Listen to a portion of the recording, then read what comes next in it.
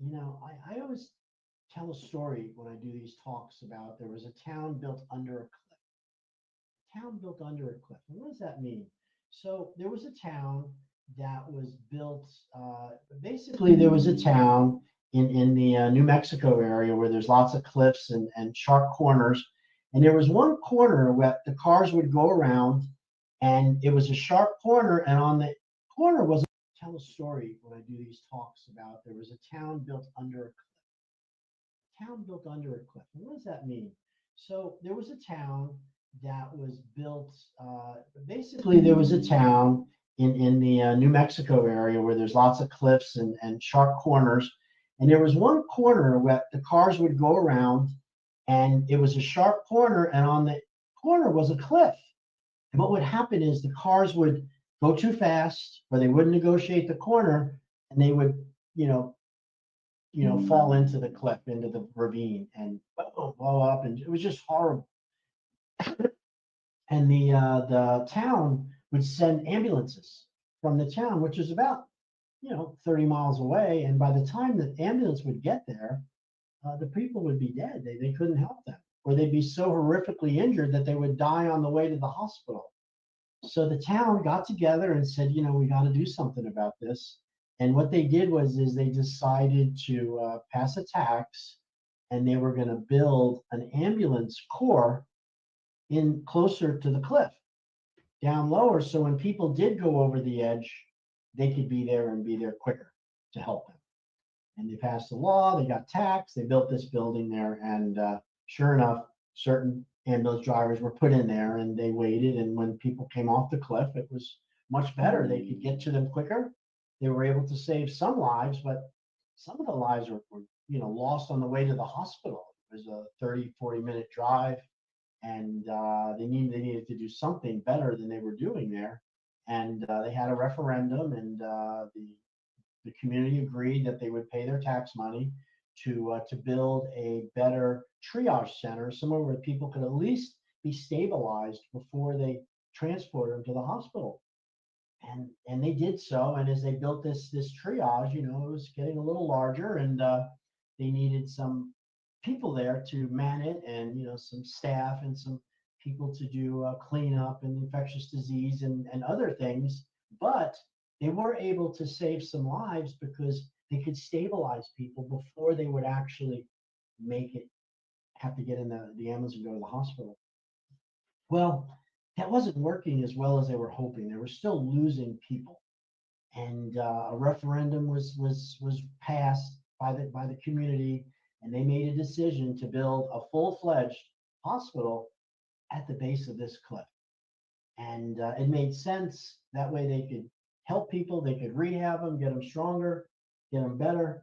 And that's what they did. And as they built the hospital, they brought in nurses, and they brought in doctors, and there was administrative staff that had to be there, and there was people that took care of the building and maintenance, and at the same time. So these new people started working there, and they started buying lots and property close by. And some developers said, this is a great opportunity to put up some apartment buildings for all these nurses and these doctors that are here for this under this cliff.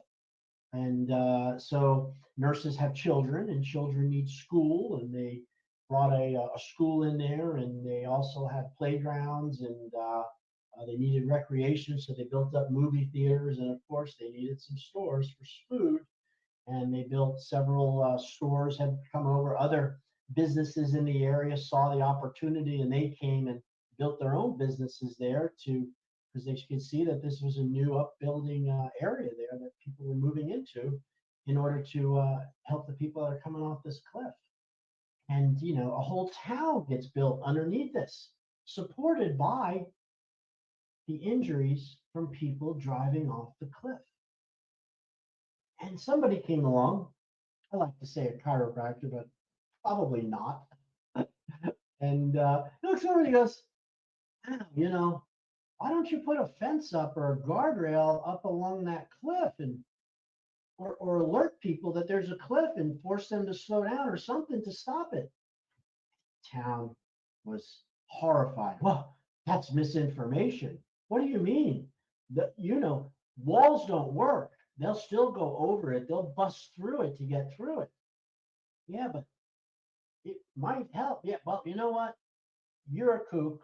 Get out of town. We don't want to hear about it. Everything is fine. We have, we're taking care of people. We don't need to do that. And then somebody else comes along and says, we need to figure out maybe we're diverting the road a different way so it doesn't turn so sharp up here. And then the eco, not the ecologists in the area, that means we're going to have to plow into an area where there's this protected frog that lives up there in that one area, and he's a lone survivor. And if we divert the road, we can't. That frog's going to perish. So, are you okay with killing frogs or these beautiful little animals? That's what's going to happen if you divert the road.